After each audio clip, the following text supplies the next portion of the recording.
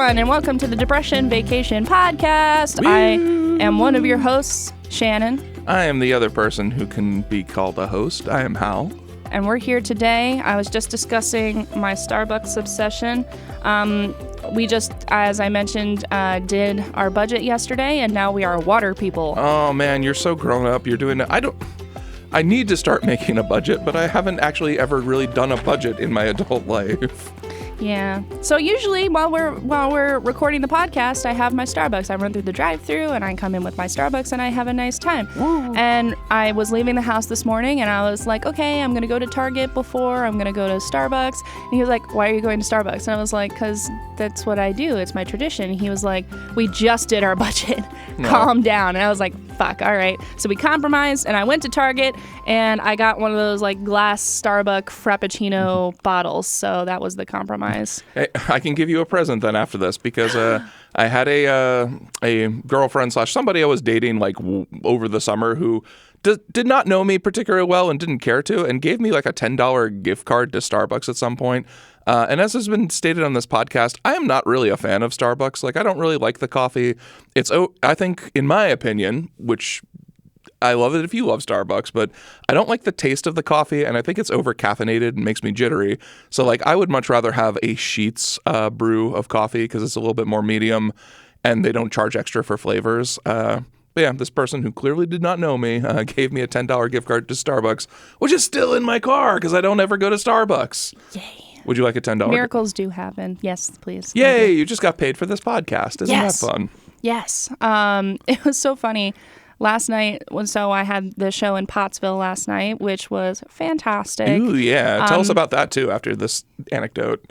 Oh, I was just saying that we were, waiting around to get paid because we're comedians, and they were, struggling, and I was like, what, am I going to get paid or, no? So anyway, so we had to wait around for a little bit, but then we got paid, so it was fine. Get yourself paid, yeah. I know. Well, and, two of the comedians left before we got paid, and I was like, do you just not like money? And I was like, listen, I just did work and I'm happy about it. I love comedy because it has the greatest return on effort I have ever experienced. Yeah, it's interesting because all the especially maybe because I came from the improv theater where you never got paid for anything. I've been paid for precisely one improv show ever that I've done, and it was a musical show that we performed at a flea market. It was weird. And I got $50 for that. But comedy, almost every time I've been lucky enough to be asked to be part of a panel, I've gotten something for it. So, in fact, the show I did with Liz Curtis at the Midtown Cinema, I got $100 for, which I was, again, not expecting any payment for. So I'm like, okay, I guess I can get myself some dinners.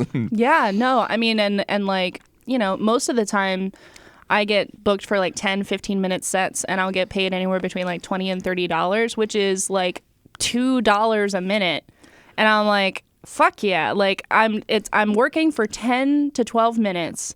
I'm getting paid $2 a minute.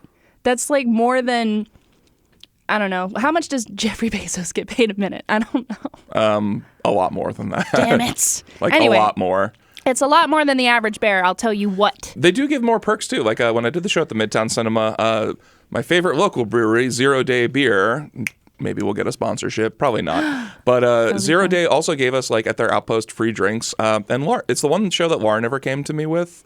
Came with me, too. And, we both just got free drinks all night because there was on my... I mean, I think we had, 4 beers between us, but that's not an insignificant amount of money. And I remember one time I did a show at JP Winery with Gary Limoges, 2 years ago. And I got paid I think it was $30 for the set, but they also gave me a free bottle of wine. And I was like, oh, a free bottle? Yeah, I mean, not a huge one, but just the standard, it was about a $12 bottle of wine. Well, and a lot of spots like that, you can get at least a free drink. And I always find that if I at least get a free drink, it's definitely worth it. Or the vegan cafe where you got a free whatever it was. I did get a free beer there, but I don't drink beer, so I gave it to Ryan. Which now that we're almost married, it's basically like me getting a free beer. It's funny the way that works out, isn't it? It's so weird. It's so weird because last night I was doing the math and the entry fee was $10 and Ryan didn't get in for free. Mm-hmm. I did, but he didn't. And so I, had the cash in my wallet. So I was like, okay, here, $10. And then I thought about it and I was like, wait a second. Technically, this is coming out of my money that I'm getting paid for this show. So I'm already down $10 from the money I paid towards the show. Oh. And then you imagine it was in Pottsville, so I had to drive an hour on top of we got water and soda, but like, it's like, okay, well, how much did I really get out of this? So you mentioned you're water people now. Were you both soda drinkers beforehand, or? No, just like alcohol and coffee. Oh my God. Yeah. Alcohol is like, Alcohol is so expensive. We It literally is. went through all of our transactions in March, and like the amount of times wine and spirits showed up on our vendors list, I was like, "Ooh." and wine and spirits is more economical than some other place, because like as I was evaluating alcohol usage in the last like, I don't know, month or so, like a lot of times, especially since I like work right next to a Sheetz, I would just go to Sheetz and get like $10 worth of hard seltzers on my way home. And then like one time I went to wine and spirits just to get like a bottle of like normal big boy alcohol. They just call it alcohol, Hal. And I was like, well, crap, the economics of drinking this versus the seltzers that I get is like 10x on return. Well, and like we were at the grocery store yesterday, so we did the budget and then we went to the grocery store. Oh, that's the worst place to buy beer too. It's so expensive there. No, we didn't buy alcohol there, but we were like walking around being like looking at all the prices of things, because generally when we go to the grocery store, I make enough money where I don't really look at the prices of things. But we were, we're hype. We spent so much money in March, just so much money. Yeah. I don't know where it all went to. And I do know because we did the budget, but it was places I didn't want it to go to. And it ended up, like yesterday, I ended up picking, every time we go to the grocery store, I make a move for the ice cream aisle. I do. I try. But Ryan's like, no, we don't need any ice cream. But then when we do need ice cream, we walk to the ice cream place. Like, that's right down the street from us. Much more expensive, probably. That's the thing. I was like, Ryan, the last time we went to 3B's, we spent maybe $10-15. Oh, you have a 3B's near you in Duncannon? Yeah. Ooh, 3B, like, side note, 3B's was the absolute ice cream jam growing up in my house. Like, that's where all of us would go to. There was a 3B's right down the street from St. Catherine's, like my grade school. And not only was it like the greatest ice cream place in the world, but like you'd always run into people from school, from the church there. And so it was kind of like a social hangout too. And yeah, 3B, I haven't been to a 3B's in 7 years or so, but man, I kind of want to go to one now. There's one in Dauphin. Yeah, I know that one, like Yeah. Halifax-ish, right? Like, Yeah, like on the way from Halifax to like Harrisburg. yeah, because I always remember that odd one. Yeah, and then, in Duncannon there's one. I didn't know And there it- was one in Duncannon. Yeah. So what we did, what we like to do is, I don't know if I've mentioned this on the podcast before, but I've definitely mentioned it to you, is I have a stroller for my cats. And so we take our cats on walks. And so The catwalk. Ooh, the catwalk. so we took Happy with us to 3B's, and we had him in the stroller, and we get to 3B's, and I run into an old coworker of mine, and he saw us from a distance at first. And so I went to him, and he was like, oh, I have my new baby in the car. Like, and I was like, oh, I haven't met the baby. And so I met the baby, and he was like, yeah, I saw your stroller. I didn't think you had kids. I was like, no, I've got my cat in the stroller. I was expecting him to also have a cat in this equation. Like, oh, here, meet my baby. This is Fluffy Noodle.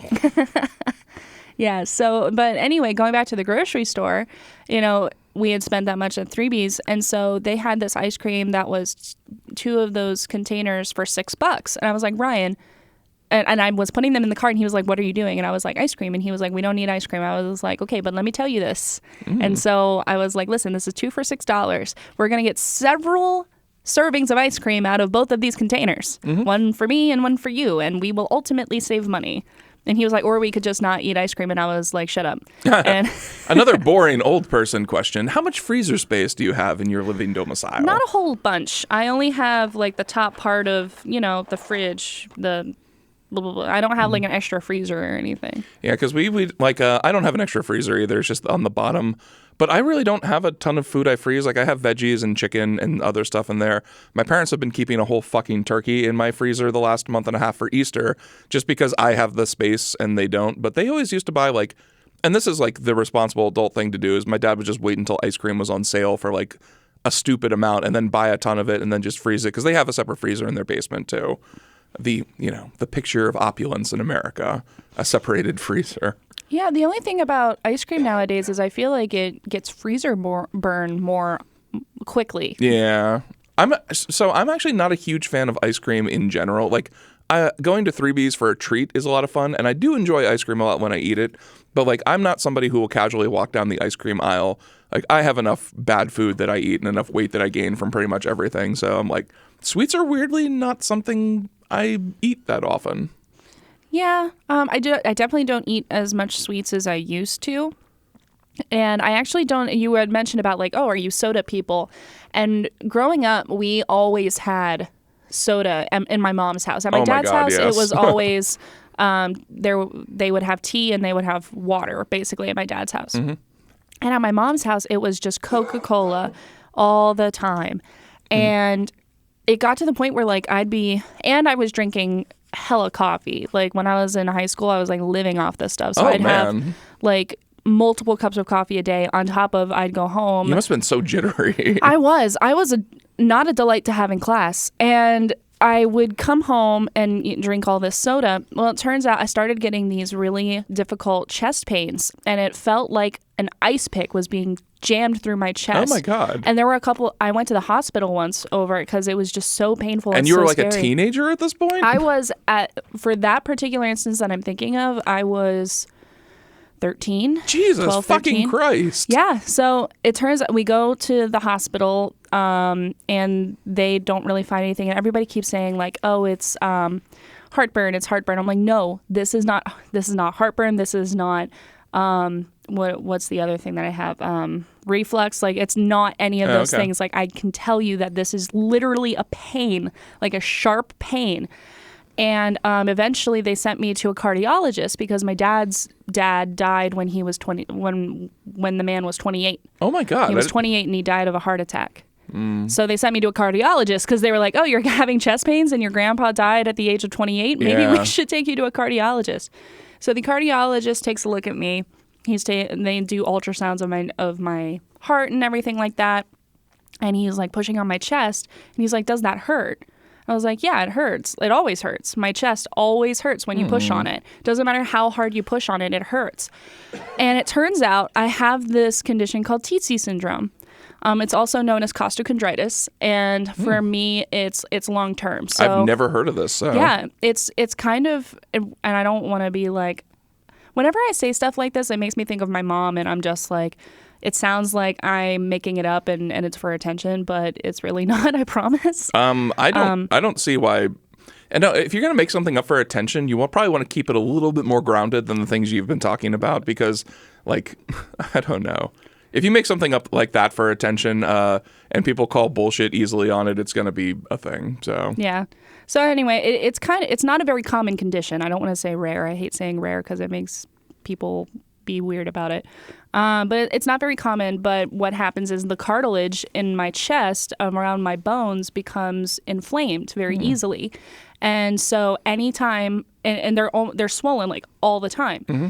So anytime you push on my chest, even if someone were to walk by and kind of just give me like a poke, I will, when they pull their finger away, I'll feel it for a few minutes. Mm-hmm. That poke, I'll feel it. Aww. And like I said, it used to get so bad when I was a teenager that it would just be like debilitating.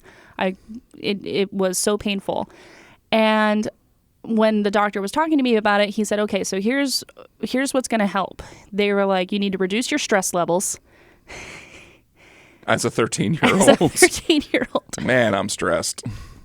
Well, I was very stressed as a teenager. I can imagine. Dealing with my mom. And then they also said, if you ever get pregnant, it'll get worse. Oh.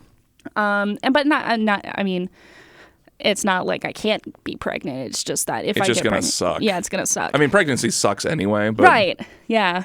And then thirdly, they said caffeine consumption. Like you need to reduce your caffeine consumption. Mm-hmm. So now I'm down to I don't do really any more than 2 cups of coffee a day. And most days it's just 1 cup of coffee a day. That's probably good. Yeah, and then I almost never have caffeinated soda. Usually it's ginger ale or Sprite. If I do drink soda, otherwise it's juice, tea. So yeah, and the tea usually I get non-caffeinated. That's probably good. Like I actually gave up drinking soda when I was 15. Oh yeah, it's done wonders for my general health. And actually, this is something that, like, because my household, it seems like was similar to yours growing up. It's like we had soda all the time for dinner. There was my dad was a huge Coke drinker. Like, And it's interesting because I don't know if we've talked about this on the podcast before, but like his generation, they drank more soda for their caffeine to get jolted. And I kind of thought this was like Hal's dad is just making something up. But this was actually a plot point on Mad Men in one season because they tried to hire like two younger sort of bohemian guys to come up with an ad campaign for coffee. And that was because their research was showing in 1962, young people aren't drinking coffee for their caffeine. They're drinking Coca-Cola and other soda beverages, which is significantly worse for you. And like, it was either like water was something we almost never drank except if we were doing sports. And it was either like juice or High C for dinner or Coke or Dr. Pepper or other beverages. And my dad actually stopped drinking soda for the most part. Like he was drinking at least 2 liters of Coke a day in his heyday. Like he would just wake up in the morning, drink a glass of Coke, and that would get him going. And like he was a pretty, like we're all big people anyway, but he was a pretty hefty guy. And I would legitimately say he's lost maybe 80 to 100 pounds by just not drinking. He switched to tea. Yeah. Because I remember for Christmas we were watching a video my brother-in-law did where he just transcribed a lot of our old VHS tapes to digital. And one of them was my dad on PCN in 2007 arguing before the Pennsylvania Superior Court.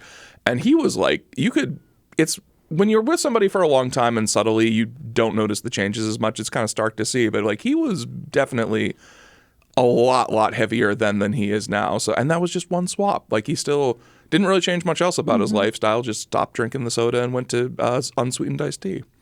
Yeah, I actually, growing up, here's the thing. I started drinking coffee at a really young age. And one of the reasons for that was that for some reason, my brain, whenever I think about drinking caffeinated soda before noon, like it's icky to me. Yeah. It's like drinking alcohol before noon. Right. And another part of it, too, is like my mom used to say like, oh, I live off of the 3 C's. And it was like... caffeine, Coke, and cock? No! Caffeine, Coke, and cigarettes. Oh. And I don't know what's grosser. Probably the cigarettes. Oh, the cigarettes are the grossest. And it was just... It always... Anytime I saw her light up, and to this day, anytime I see anybody light up a cigarette before noon, I'm just like, how can you have that for breakfast? That's all I think of in my head. So, I mean, in Duncan, it might be different for you too, because I imagine there's more smokers there. But have you been around a ton of people like casually smoking in your lifetime? In my lifetime, yeah. I mean, because when you have parents that are chain smokers, like my mom was a chain smoker, and her husband, after my dad, was a chain smoker, and they smoked inside the house. Oh, gross. Which was, I mean, I'd go to the school smelling like smoke. None of my clothes would ever smell clean. It was really, on top of everything else, it was just not a good situation to be in. And the thing about that is, I mean, it's just so disgusting. And for the longest time, I couldn't even smell cigarettes because it just made me sick because I was overexposed to it. Yeah. But then when you have parents who smoke, they hang out with other people who smoke. So it's like, you're not just getting it from your parents, but anytime you go anywhere and you're spending time with their friends or like people they know, there's going to be other smokers. Yeah, so my mom smokes like she's definitely not a chain smoker. It's kind of like a once in a blue moon, every now and then thing. She always does it outside, and so it doesn't really ever bother anybody. But like, this is probably another difference with you, but like, I think around 2007 is when they started banning smoking inside like most restaurants. That sounds almost right. And it's it's weird because like I don't really remember going to a casual restaurant and smelling like smoke because they kept them in like different sections for that reason. I still remember the no smoking sections in restaurants. Yeah, but when I would go to like poker nights, for instance, at your place, the smoking section was always where they would put us, and I would always smell like coming back from the bar too when I was like a 22, 21-year-old. It was always smoky. And then like all of a sudden the ban happened and like all of my friends who were smokers were complaining, and I was kind of like, yeah, it didn't bother me. I don't see why you couldn't keep smoking in the restaurant. But then like after a year of that, when I realized I didn't smell like smoke coming home from a poker night or going out to the bar or something, I was like, yes, I'm all for this. Like no more. And occasionally, like there still are some smoking bars out there. Like whenever I walk into Shady McGrady's, for instance, I remember exactly what every bar smelt and felt like in 2007. Ryan and we used to go to this dive bar in Palmyra, and they allow smoking. And that was where we went for karaoke. And so we'd get there at like 9 o'clock when karaoke starts, and Ryan would insist on staying until karaoke ended at midnight. So it'd be 3 hours with 90% of the people in that very crowded bar smoking, and we would stink to high heaven afterward. And we would even like walk from the bar to his house. And I always kind of hoped like, oh, maybe the night air will wash it away, but no, like it was in our clothes. And I always felt so disgusting walking into his parents' house because I felt it was so disrespectful walking in with these cigarette smelling clothes, and I just always felt so bad. Yeah, that's thankfully something like it's not something I even thought I needed when they like stopped, like halted a lot more of the smoking. And it's interesting because I feel like I could be wrong about this, but I feel like smoking as a whole has gone down so significantly over my lifetime. Like, we used to see parents casually smoking, picking up their kids or things like that. And even then, that was like a sharp downtick from when like doctors smoked in examining rooms in the 60s. But like nowadays, I could barely even tell you anybody I know who's a regular smoker. Like, occasionally I'll see one or two comedians having a cigarette like on the back porch, but I would never classify any of them as chain smokers. Yeah, I mean, I don't know. I mean, I do see the same comedians having cigarettes out. And it's definitely some of them. Yeah, I mean, like... Just the ones I was thinking of I wouldn't classify as chain smokers. Fair enough. I mean, see, that's crazy to me because, like, the only experience I have with smokers is chain smokers. So when I hear, like, oh, I only have one once a week or once a month or once when I'm very, very, very, very stressed, like, worst days of my life, that just does, like... I can't wrap my head around it just because, like, that's been my only experience. Yeah, that's how my mom is, and I smoked for a very brief period of time, like, and it was only like when I would go out to the bar or something, like when I was 22 to like maybe 24. Occasionally, I would have a cigarette, but also just the combination of cigarettes and drinking made the hangover so much worse that I was just like, yeah, I don't really need to do this, and like I never had a problem stopping. I was barely even starting, but. You know, it was not which is interesting because one of my favorite comedians, who's no longer doing things for nefarious reasons, I won't even say who he is, but you're gonna have to tell me later. I want to know if I can actually. I guess I can say who it is. This is not a comedian in our circles. This was like a national comedian. His name was John Cheese. Still is. I don't know who he is. He was So just to go over like a quick background, because I guess this is a bit of a story. He was a writer and editor for Cracked when I was really into Cracked, and like best friend of David Wong's. And the things I always found very interesting about him was that like he suffered from horrible addiction. Like his parents were getting him drunk at 11 years old, and he was smoking by 13 because he was just raised in a lot of horrible abusive households and became like a horrible abusive like drunk. Like he said that he was drunk every day for like 12 years at one point. And then around 37, he just decided to quit, and he like documented the whole thing online because he felt like he had nothing left to lose. Like he took videos of himself going through alcohol withdrawal, and he was able to quit. And in over a period of 2 years, like his life got back on track. He wasn't spending money on alcohol. He bought a house. He had like a full-time job because all of a sudden he didn't need to, get drunk every single night. And he also quit smoking in later articles too. But he said quitting smoking, he failed 3 times at it because he said it was much harder. But then it turned out that he was a manipulative sort of I can't think of the best way to describe it, but like he had a lot of incredibly inappropriate conversations with young female writers trying to write predator. Yes, that works. He was totally a predator, and it was a lot possibly because he went back to alcohol because everybody always relapses apparently. But that was always so depressing. Like it was so bad that they scrubbed all of his content off of Cracked, and you can't even find it anymore. Which is interesting to me because like over several periods where I've tried to quit drinking, I've always read his stuff and listened to it, and I always thought that was helpful. But like, no, he was a piece of shit. So. It's hard. So, when your heroes go through.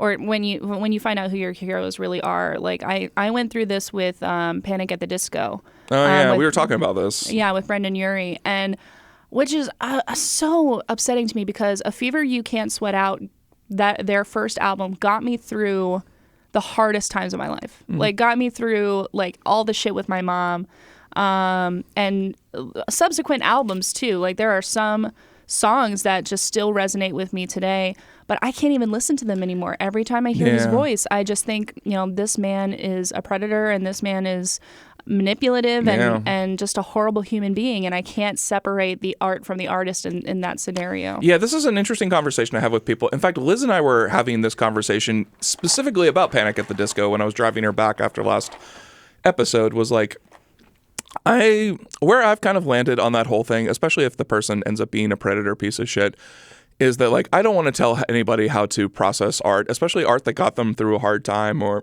was useful to them. So I always put it in like the hands of the beholder. Like if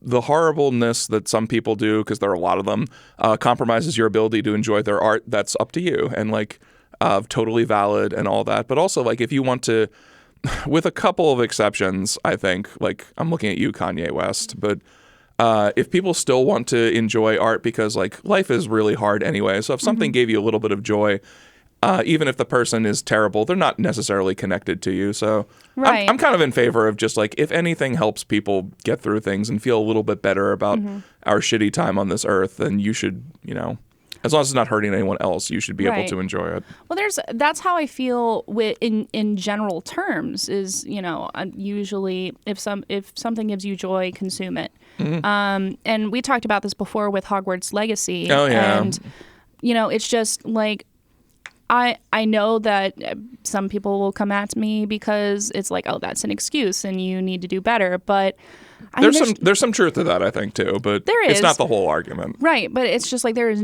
no ethical consumption in our current society. That's a big recurring theme on The Good Place. I don't know if you've ever seen that. Yeah. And that was something that sort of blew my mind. Is like, no, there isn't really any ethical consumption. No, I mean, like everything you do, there's a ripple effect, and in some ways, like you can trace back every single thing in the world to something negative and something that impacted other people in a terrible way. And I'm not dismissing those things. It's just that how are you supposed to? I mean, just me choosing not to do this thing is not going to make a difference. I mean, back in the day when there were less people in the world, and did I have this rant before? Maybe, but you can rant again. Rant away. Well, it's just like back in the day when there were less people in the world and less people who had, access to the things available for consumption, boycotting was more of a big deal. Oh, yeah. But even if you get 10,000, 20,000 people to boycott the same thing, it's not going to make a difference. It's kind of like, I think about this with straws all the time. People, switch into glass straws or reusable straws. That's fine. That's great. Somebody is going to use the straw that you don't use. Yeah. And they're still going to be produced. And if you don't use them, they're still going to end up in the places that they're not supposed to be, because they'll just get thrown out. Yeah. So it's really just a losing battle. And I'm not saying that it's not a battle worth fighting. What I'm saying is don't make yourself out to be the villain because you are an unwitting accomplice in somebody else's nonsense. I think what you're trying to say basically is go easy on yourself. Right. Like I feel like a lot of people see that as complacency, but here's the thing, like you can't live like that. Yeah, there's one of my favorite Avett Brother lyrics is kind of like that. It's a song called "Go to Sleep," and one of the parts of the refrain, because it's supposed to be like an adult lullaby, and it's "Forgive yourself if you think you can. Go to sleep, my friend." And I was like, every time I hear that, I'm like, oh, that's like the concept of forgive yourself if you can. Always made me like a little bit happy, because I'm not very capable of that either. Yeah. I was actually thinking about this the other day, this kind of concept of forgiveness, actually. So I found this app that I want to share with you The today. forgiveness app? No, it's called Finch. Have you heard of this? No, but please. So it is an app. It's free. You can pay for the premium, but you don't need to. And basically what it is, it's a Tamagotchi for your feelings. And it gives you a little baby finch, like it cracks out of the egg, and then as the days go by and you take care of it, it grows and grows. So now my finch is a toddler. And what happens is you give it an energy, and then it goes on an adventure, and then it goes on an adventure for 8 hours, and when it comes back, it gives you a little story or a little nugget of... Interesting. Yeah. But the way you take care of your finch is by taking care of yourself. So when I make the bed, I get points. And if I do that while she's out on an adventure, she'll come back sooner. And it'll be like, your bird will be back 10 minutes sooner. Guess what I'm bookmarking on my phone right now? No, it's so cute. And I usually have a hard time, sticking to these kinds of things because it's like Duolingo, you're like, this fucking bird wants me to learn Spanish. Like, it's not gonna happen. But like, even if it works for you for like a week, it's kind of fun. But it asked me about what is something that most people hold to be true that you don't. Okay. And I responded that forgiveness helps the forgiver. Yeah. And I don't think that's always true. I think that forgiveness is for the other person. Forgiveness is to release the other person from guilt or from negative feelings. You don't have to forgive other people. That's how I feel. I'm not saying that that's right. I'm just saying that that's how I've chosen to interact with others and chosen to give myself grace. Because a lot of people, when I talk about the things I went through, are like, well, if you just forgive your mom, everything will be okay. She doesn't need to get that from me. Yeah. It's interesting you bring this up because do you watch Barry at all? I've heard of it. I haven't watched it. It's a fantastic show, and the last season is premiering in a couple of weeks. But I just started rewatching the third season, which was like a weird, sharp departure. Like the first two were sort of slapstick, like, oh, this is a hitman who wants to become an actor, with moments of severe like drama, but mostly funny. And season 3 just became like this whole like the other way. Like it was mostly like dark introspection with some humor sprinkled in. And the entire theme of the third season, which they say in the first episode, is the concept that forgiveness has to be earned. Because Barry is kind of like going through the season thinking about all the people he's killed and is kind of desperate just to get peace in his life and is trying to seek forgiveness. And the guy who used to hire him out for hits, who's the head of like the Chechen army, is kind of like, no, Barry, forgiveness is earned. It's not given. And so he goes through the whole season trying to earn forgiveness from some of the people he's wronged, to somewhat comedic effect, because them knowing that he's killed their loved ones does not make them want to forgive him at all. No. So he's kind of doing it against their will, which is the humor. But it's also like a very, very heavy concept, the idea that like it's not given, it's earned, which I'm not sure I 100% agree with, but I think that there is enough truth in that nugget to make it part of the equation. This is exactly what pisses me off so much about the movie The Shack. Have you ever seen The Shack? I have never heard of The Shack. It is the pinnacle of Christian apologeticism. Oh, no. No wonder I've never seen The Shack. It is a horrible film. When I read the back of the movie, I didn't know anything about it. It's also a book. And when I read the back of the movie, it was like... Christ Jack. Christ Jack. The explanation was a man's daughter is kidnapped and killed, and so this is him working through his grief and that kind of thing. Mm-hmm. And in the film, spoiler alert for anyone who gives a shit. I don't care. His daughter is kidnapped while they're out on a family camping trip. Mm-hmm. The daughter is then brutally murdered. And they don't ever find her body, but they do find like her dress in this shack, which heavily implies that killing her wasn't the only thing that happened to her. Yeah, well, I kind of assumed that from the get-go, right. But... And I don't remember how old she is. She's like 4 or 5, 6 years old. Oh my God! No, even worse. Yeah, this is a Christian film. And so the father ends up getting this letter, supposedly from God, that says, "Meet me at this shack." Okay. And it's like signed God, and he's like, "Is this signed God?" He's like, "Is this really God?" And his friends are like, "It could be," and go to the shack and find out. And it doesn't make any fucking sense. This sounds like a slapstick comedy all of a sudden. Oh my God, it's so horrible. So he goes to this shack and then goes on this spiritual journey where God is played by Octavia Spencer and 3 other people. Octavia Spencer is in this movie? Yeah, she plays one of the iterations of God. Okay, well that's kind of cool. Okay. But the whole thing is, one of the apologetics that is in this film is like, oh, all of the religions are talking about the same thing. It's all the Christian God. They just don't know it, which is apologetic nonsense. And so, like, God is played by like Octavia Spencer, a Native American woman, an Asian woman, a Hindi man. Mm-hmm. Like, it's trying to say like, oh, yes, these are all God. This is actually, as far as Christian movies go, this is a pretty progressive way of thinking things. Just wait. Okay. So he goes through this thing where the whole point is that he's starting to lose his faith because why would God do this? Why would this is senseless? This has no purpose. How is this part of his plan? Right? And that's a valid question. That's one of the biggest questions in Christianity that they tend to be like, don't worry about it. The answer is there is no plan. Right.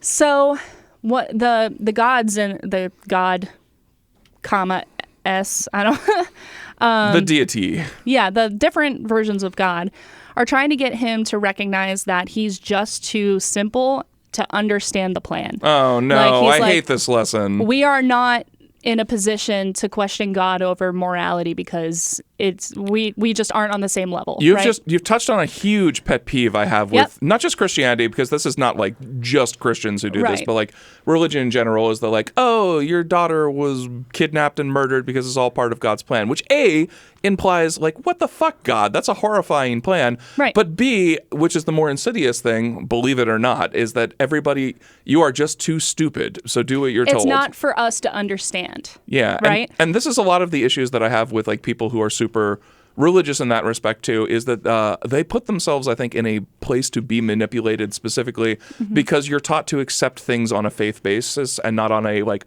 okay, well, tell me a reason or show me some proof. Oh no, it's just on faith. Yeah. And that doesn't just stop at religion. That extends to like everything. If you take it on faith, it must be true. And the answer is like, no, not at all. So there are 3 very important scenes that I want to break down for you for this film. Ooh, you're gonna up the rentals of The Shack by so much after this. Oh, don't spend money on this movie. You can pirate it. Please pirate it. Don't spend money on this film. Don't give them the satisfaction. Pirate The Shack. Get it at the library or some shit. I don't know. This is fine. Anyway, so I had to get ready. I was like, I'm going to be animated, and I didn't want the microphone to be all over the place. You don't want to apologize to the mic like Liz had to do last week. No, I'm just like, all right, first scene. There is a scene where the main character, the father, is in this cave.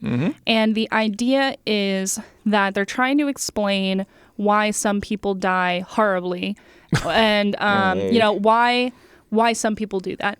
And so what one of the versions of God does is he shows him images of his other 2 children, his 2 older children. Okay. And he says, you love your children, right? And he's like, yeah, I love my children. They're my kids.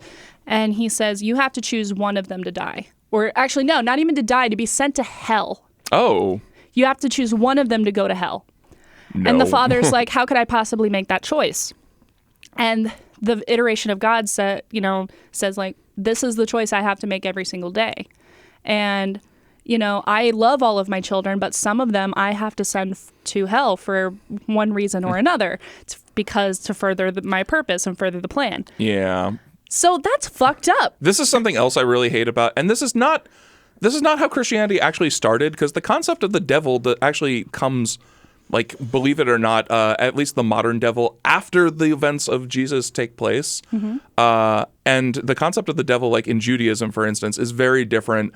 In fact, the Church of Satan doesn't even worship Satan, which is that's something correct, people don't even understand. It's just Satan is a figure that's a metaphor for, like, rebellion. I'm getting off track here. Yeah. But I talk with because Lauren is also Jewish, and like I talked with my Jewish friends a lot at length about the concept that they don't believe in hell, because as like a Catholic person being raised that like everybody is going to go to fire and damnation if you masturbate, it's a foreign concept to me that like bad people wouldn't be punished, because like my dad or somebody like that will be like, oh, would you want Hitler to be in heaven with you? Hitler is always a go-to with these people.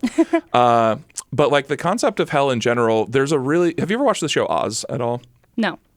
You've talked about it before, though. It is a fantastic show that's more like a play, and they have lots of monologues where the characters will break the fourth wall and just talk to the camera in sort of like a black box theater style thing. And one of them is about the concept of hell, actually, played by an actor who was killed in the first season. And he's talking about the Greek version of what the afterlife was. And his exact thing is like, yeah, the Greeks didn't believe in heaven or hell. They just believed in this place, Hades, that no matter how good you were, how bad you were, it's just where everybody got our jam on after we died. Because the Greeks understood something that the Christians don't, that just the act of living, just going through this life and being able to live through it, was eternal life was the reward that you deserved for that, just for having to go through it. And I always thought that was weirdly enough, that was the speech that changed my opinions on like the afterlife, if it exists, and heaven and hell in general, is the idea that like, yes, you know, regardless of how bad people are, like everybody just going through life, you know, and also like flipping it on the side a little bit, because Hades is a little bit different than heaven and hell. The concept that God would create a place, like if God is all omnipotent and all powerful, why the fuck does a place exist where it's nothing but eternal damnation and torment? Oh, well, I mean, that's the problem of evil right there is, you know, if evil exists in the world and we agree that it exists in the world, we either have to accept one of three scenarios. One, that God can't do anything about it, which means he's not omnipotent. Exactly, yeah. That he doesn't want to do anything about it, which means he's not all-loving, or there is no God. Yeah. You have to accept one of those three. Yeah, it's a very nuanced conversation, and something we should talk and dedicate an entire episode about. Yeah. But it's like I don't know. I definitely don't believe in the concept of hell if I believe in anything, because of all of the reasons that you just stated. Like, you know. Also, I just think that it's basically like if the threat of eternal torment is the only thing that's keeping you from You're being... not a good person. Yeah, you're not a good person. Yeah. As Matthew McConaughey so eloquently put in the masterpiece True Detective Season 1. But it does seem like a lot like... I don't know. I could rant about that for a while, but let's finish the shack. Okay, so the shack. The second scene that I need to break down for you. Break it down. In the earlier part of the film, one of his spiritual journeys, he's having this conversation with one of the iterations of God, and they're in a garden, and they're working in the garden. And I don't remember what the conversation is about, but it's not relevant. When we get towards the end of the film, the iteration of God that's involved in this scene says, you know, in effect, I don't remember exactly how the situation goes down. I saw this movie like 7 years ago. And what happens is, for some reason, they know where his daughter's body is. I mean, it is God, so... I mean, God would know, but like... Right. So they make him carry his daughter's body to this garden, and it turns out that earlier in the film they were digging his daughter's grave, and he puts her body in the ground and covers it up, and I guess it's supposed to be some sort of commentary on closure. And Octavia Spencer, what are you doing in this movie? I know. And so the whole part of it though is talking about like, you know, acceptance, I suppose, like acceptance with this horrible thing that happened and grief and such. But I just thought it was so fucked up that they made him like unwittingly dig his own daughter's grave. Yeah. You're being very generous saying acceptance can be something that can be Yeah, I mean, away I know from... what they're trying to say, but it's like when you think of it from outside of the idea of being a faith-based film, like as an atheist watching this movie, I was horrified. When I hear the term faith-based film, what I really hear is like, we didn't really write this well or shoot it that well, but you're going to like it because you're predetermined to like Christian things. Exactly. Because that seems to be every faith-based film out there. So another part of this is the last scene I need to break down for you. Very end of the film. Not the very end of the film, because the ending of the film is so fucking stupid. And I out loud was very outraged over the end of the film. I'm surprised that you watched this until the end. I was there with an ex-boyfriend of mine and his grandmother. So I had to be there watching it because that was the situation I was in. Because nothing brings a family together like 6-year-old rape and murder under a Christian guise. So we were watching this film, and one of the last things he has to do is confront the man who raped and murdered his daughter. Oh. And I don't even like hearing about this, Shannon. I know, but I had to suffer, so now do you. Yeah. So he's confronted with this man, and he does have an option, I think. And if anyone has seen this film or knows better than I do, you can correct me. If anybody has seen please don't, but if you must. It comes down to he either can take revenge on the man and ultimately damn himself, or he can forgive this man for what he did. I have rolled my eyes so many times during this talk that nobody at home has seen. I can't think of a single person who could forgive someone else for raping and murdering their child. I can't think of one. Yeah. And I don't have anything else to say. But. I mean, there is nothing else to say. Yeah. That's the whole point, is that, if you're someone watching this film, and I understand you've got your beliefs and everything like that, but if you're watching this film and you genuinely walk away from this film being like, oh, that was a solid film, I feel so centered in God, I need you to reevaluate your faith. I don't know. I feel like in this situation, justice should be the first thing that comes to people's minds, and maybe forgiveness can follow afterwards, because I don't think that there's any possibility of forgiveness. I'm not saying it doesn't exist in a situation like this, but I think that justice comes first in that case. Like, this person, and justice doesn't mean like killing him necessarily, but like, right. But just like some form of justice. I don't know. I'm so flabbergasted This is the by the Depression plot Vacation podcast. And for once, it's not me being depressive. I know. But every time I think about this film, I get so angry. And it's called The fucking Shack, too. It's called The Shack. Like, The Shack does not evoke, like, The Shack evokes we're going to have some crazy teenagers going out and drinking PBR in the woods and making out with each other while playing beach volleyball. It does not evoke in my mind, when you say The Shack, what this movie was about. I really can't get. It's probably easily one of the most infuriating and terrible movies I've ever seen. I'm not going to look this up. Do not look. Do not. But if you must. If you must. But like, it made me so angry when I watched it, and of course I'm watching it in front of my ex-boyfriend's grandmother, and I'm trying so hard to contain myself. But I mean, at that point in my life, when I saw that film, I was already a pretty angry atheist. Mm-hmm. I've really mellowed out over the years. But when I think about situations like that, especially with, as we were saying, like, I can't justify a higher power with all of the horribleness and evil. I can't justify it. I don't know if I've talked about this song before on the podcast, but Frank Turner, who's the gentleman I talked about so lovingly on the last podcast, is also like a big humanist as well. And he has a song called Glory Hallelujah, which is specifically about like his view of the world as an atheist. And it's like a happy song. Like, it's all about like, this is the way I think about things, and this is like how I cope with the fact that there never was no God kind of thing. And it's more about the idea that, like, I know you're afraid of dying, but, we just need to do the most we can with our time. Yeah. Because nobody wants to think about dying, which is why religion's around. But, we'll all be a lot happier if we can just come together and admit that there never was a God. Brothers and sisters, have you heard the news? The storm has lifted and there's nothing to lose. So swap your confirmation for your dancing shoes, because there never was no God. Step out of the darkness and onto the streets. Forget about the fast, let's have a carnival feast. Raise up your lowered head and hear the liberation beat, because there never was no God, and there is no God. So clap your hands together. There is no God, no heaven and no hell, but there is no God. We're all in this together. There is no God, so ring that victory bell.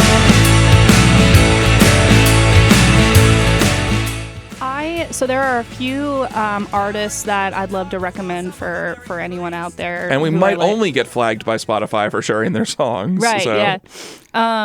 So one artist, I'm not sure if you're familiar, Tim Minchin. I have heard the name. Yeah. Yep. So he's a comedian, and he's a musician.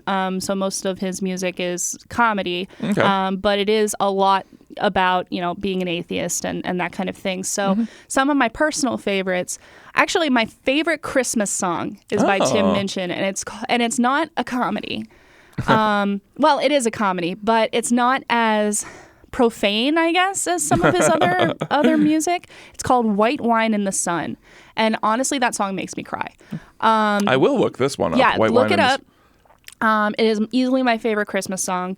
And it's just very moving. It talks about, like, I don't believe in Christianity, but this is why I celebrate Christmas. And this is why, I don't agree with this, but I agree with some of the things that are universal to all people.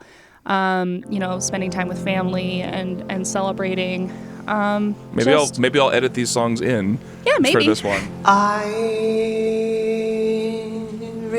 be like Christmas. It's sentimental, I know, but I just really like it.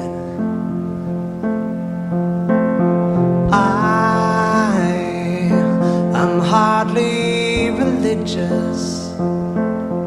I'd rather break bread with Dawkins than Desmond Tutu, to be honest. And yes, I have all of the usual objections to consumerism, to the commercialization of an ancient religion, to the westernization of a dead Palestinian press ganged into selling PlayStations and beer. But I still really like it.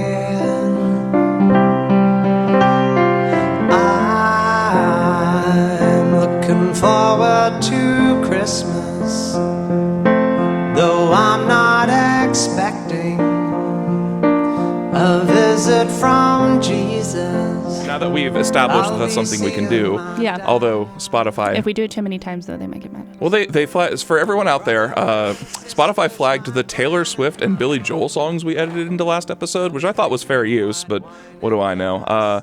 But then they gave us 72 hours to change it or have the episode taken down, and not out of any sort of point I wanted to make, just out of sheer laziness, I let the 72 hours pass. Nothing happened. So Don't report us. I think we bluffed, but we will not be featuring Taylor Swift and Billy Joel on this program again.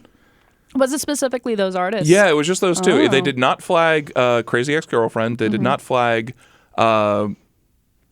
I feel like your songs were the two, because you did Billy Joel and Taylor Swift, yeah. Yeah, yours got flagged. None of mine did. Like, no Titus Andronicus, Frank Turner. I didn't think the video game one was going to get flagged because, it's such low, instrumental MIDI music that not a lot, who cares? Well, here's a fun thing. Whenever I edit together, usually for drone videos or for, highlight reels, because actually my drone client this week mentioned this, I usually use Final Fantasy music and instrumentals, and it never gets flagged by YouTube because no. Square Enix also has a little bit more of an open policy about using music for things that you're not profiting from.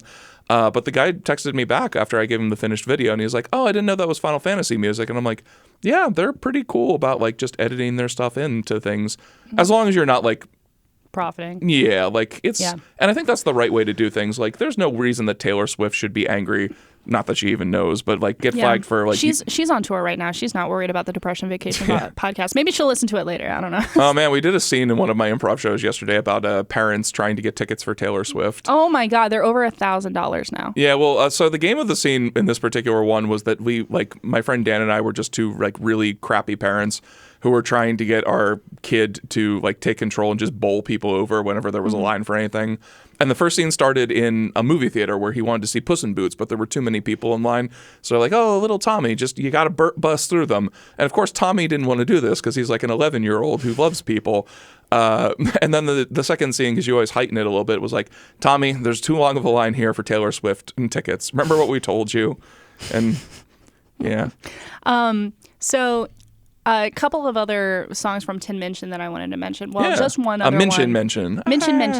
One other one that really tickles me. And there's a video for it. And I don't know if it's an official video, but it is it's out there on YouTube. The song, and I put that in quotes because I'll explain. The song is, there's an animated video version of it. And it's a 7-minute long poem, basically. Okay. Where he's talking about this dinner party where the hosts have invited this new age mystic, like this new age girl who's got a butterfly tattoo on her lower back and believes in holistic medicine and all this other kind of stuff. And he at the beginning, they're having a dialogue, but in the last 4 or 5 minutes of the poem, he's just going on a fucking rant, and it's hilarious. So, and the word craft in this poem is amazing. So definitely check that out. So Tin Minchin is a favorite artist of mine. I can tell. Talking about, in the space that we're talking about is, in terms of what I You can always share your favorite artist without context. Yeah, but it's not, he's not like my favorite artist overall. I don't know. And see, all of my favorite things are in their genres. You know, I don't have like an overall favorite. Like when people ask me about books, I'm like, well, my favorite horror book is, what you were talking about with storytelling music, though, that's a very underrated like subgenre of music that. Yeah. You're probably not familiar. There's this British punk band from like, I want to say the 70s or 80s called The Fall that were kind of like the progenitors of doing this a lot. And there have been a lot of bands that have done, like Pavement does a song called Conduit for Sale, which is actually like a sci-fi adventure in a like 2.5 minute song that doesn't have any singing at all. It's just like Bob Nastanovich, their drummer, reading off this short story about like somebody saving. It's supposed to be very stupid, but it's like a different style of song. And then Tool did a really good one called Rosetta Stoned, which is actually like a 2-track 15-minute spoken word song, which is about a kid found wandering after tripping on shrooms near New Mexico, claiming he was abducted by aliens. It takes itself way too seriously for what it's supposed to be, but it's one of my favorite ones of the storytelling genre of music as well. So yeah, we have about like 10 minutes left. Do you want to talk about your stand-up show real quick? Yes, but really quick, Tim Minchin is a very talented pianist. Enough about Tim Minchin. I just want you all to like listen to more of his music because the piano in those songs is amazing. It's just really top notch. I'm gonna write down Tim Minchin. Yeah, so do that. Anyway, so my show in Pottsville last night. Shout out to Sarah Cartwright. It was such a great show. Dude, that shit was off the rails. I think I've only done one other show in the Pottsville area, and first of all, I'm pretty sure that town is completely uphill. Like we were on our way home, and I was like, I can feel my car like running out of breath. So that's the one thing. Also, it was in this dive bar, and there were two gentlemen sitting at the bar who were definitely consistent meth users. Oh my God! And when Sarah first got up, I felt so bad because they started like heckling her right away. And she was able to kind of level set, and they were kind of chatty through the other people's sets. Like they were like trying to heckle and stuff like that. So I was ready. I was like the third comic up. I was like, okay, I'm ready to start some shit. Like I'm ready to hit back. You know, I've got some stuff in my belt. Riot Squad right here. Yeah, like I was ready. They didn't say shit during my entire set. They just laughed at all my jokes. And I was just like, holy shit, this is really fucking weird. Like, nobody said anything lewd to me, which has happened at some of my shows. Yeah. Like, usually if I'm in a dive bar doing comedy with, like, men of the blue-collar variety, I'll get at least a comment, or something. But no, they were just genuinely enjoying my set. And I was like, holy shit, this is like, are we in the Twilight Zone right now? And so it went really well. And there was one comic who went up who was completely off the rails. He was really having a good back and forth between these two meth heads. And but yeah, everybody... it was so fun. Jared McCallie was there. Ron Kane. Love Jared. J.R. Seabach. Eric Bevan. And Joe Omon too. And right? Joe Omon, yeah. So it was a really fun show. It was a neat turnout for the space, and overall was a lot of fun. So very cool. The venue's a little weird. Just like how to get into it, because we parked around the wrong side, I guess, and we had to go through like this fence, and it was weird. But it turns out we were in the wrong place. So, so that was fun.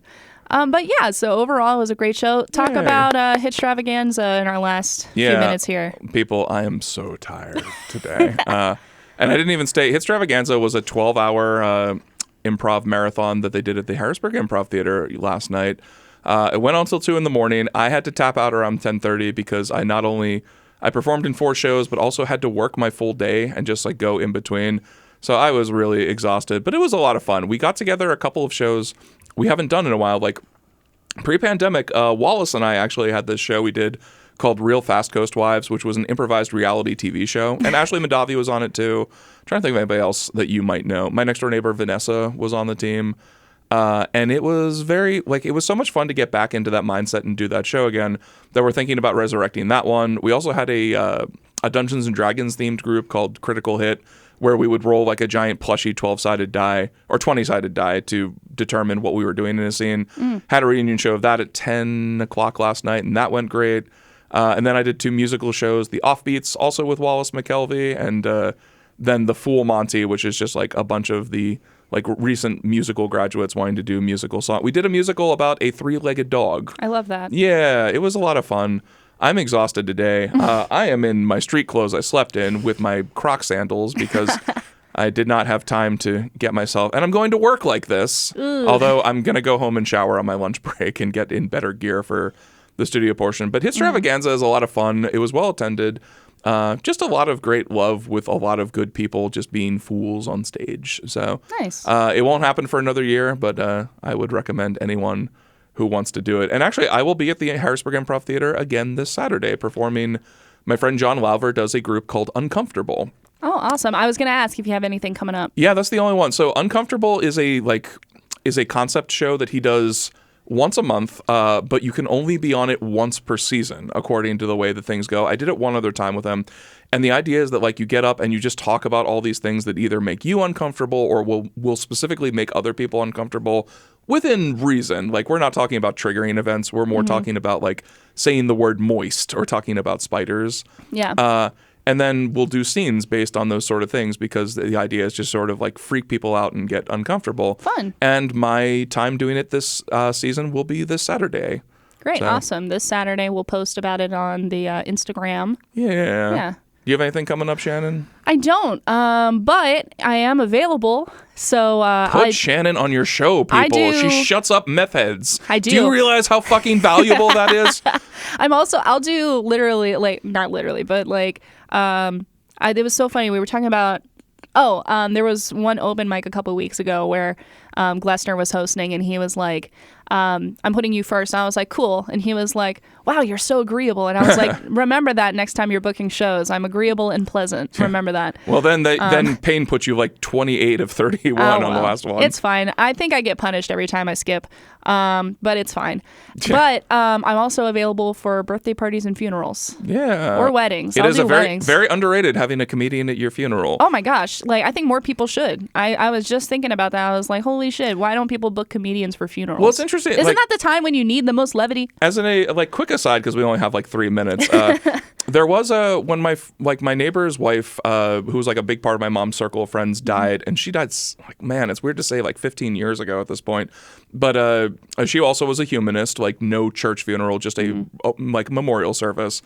And one of the things she requested was one of the people in my mom's circles of friends, like who was a huge jokester and just like a happy, friendly, like jokey kind of guy. She said she wanted him to do the eulogy because like everybody's probably going to be sad and she just wants people to be happy for a little bit. And he nailed it. He did a very good job. So a service that I'm now offering is in your estate and life planning. You can book me for your funeral ahead of time. I'll do a roast for you. I'll host it and start the roast off. I'll do a comedic eulogy. So please find me at the Depression Vacation on Instagram and we'll talk. I assume Shannon works cheaply in the grand context of like, you have any idea how much a fucking coffin costs? You can give Shannon $100 to do a roast. Seriously. Yeah. Oh yeah. Yeah. So hit me up for this new service that I'm offering. Well, anyway, that's been a fun episode talking about forgiveness and pimping ourselves out for comedy things. I will also accept any comedy bookings, but you should send them to Shannon first. You should book both of us for a duo show. Oh, shit, that would be so cool. Depression Vacation Live. Yes, No. we'll do it. No, don't say no. We'll do it. Yeah. You pay us enough, we'll do nearly anything. Pay us anything and I'll do anything. It doesn't even need to be enough. Beautiful. But anyway, for this week, I've been Hal. I've been Shannon. And this has been the Depression Vacation Podcast. Podcast. Have a wonderful week and Podcast. see you next week.